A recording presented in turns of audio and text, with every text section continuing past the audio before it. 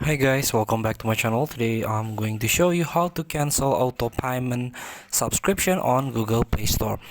All you have to do now is open your Play Store. If you feel you have a subscriptions on some apps or only one app and you want to cancel it, you can do it by tap on your profile and tap on payments and subscriptions. Here you can tap on subscriptions.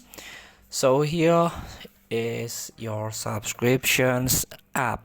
So in order to cancel it, you can tap on your app and there is a cancellation option. You can try it.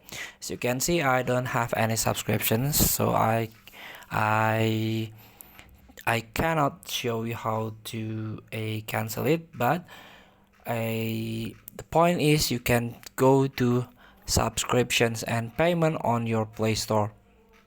Feel free to try. Thank you for watching. Don't forget to comment, like, and subscribe, and so click the button below. See you in the next video.